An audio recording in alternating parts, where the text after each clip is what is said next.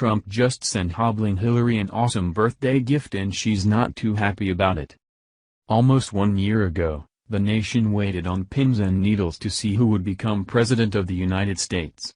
It was the most unconventional presidential race in recent history, and no one knew from one day to the next who would win. While conservatives hoped and prayed, almost every official report favored Hillary Clinton for the win. Fast forward to 1 year later, and the rest is history. The silent majority backed Trump was much stronger than Hillary and her campaign counted on, and Trump won. An unusual experience on election night was after Hillary Clinton lost. She chose not to address her supporters that evening. Clinton was nowhere to be found after her election loss, making it evident that she was pretty torn up over losing. Now another embarrassing thing has just come out about what Hillary did days leading up to election night that Trump is now hilariously bringing to her recollection 1 year later.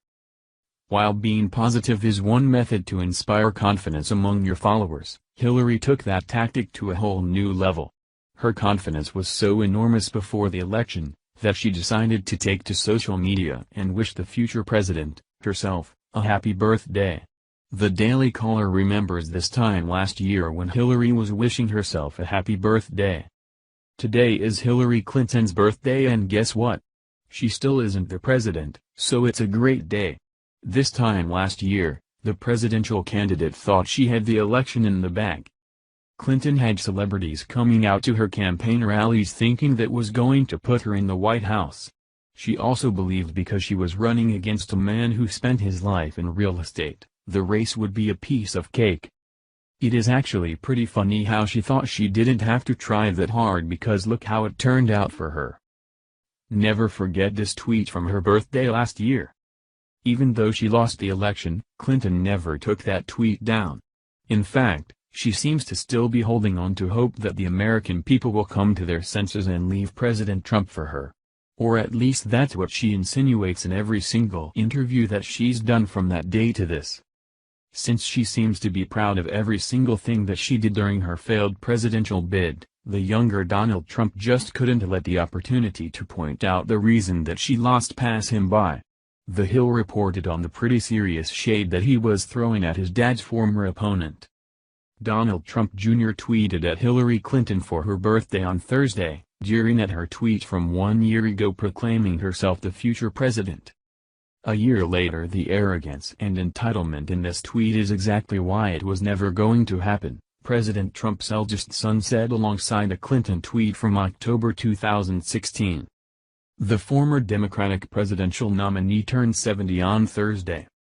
This tweet was made less than 2 weeks before her historic loss to the political outsider, and now leader of the free world, Donald J. Trump. Not much could have made her loss more embarrassing than all of the assurances that she gave to her fans and supporters that she would win. However, having her entitlement emblazoned on the hard drives of social media must twist the knife.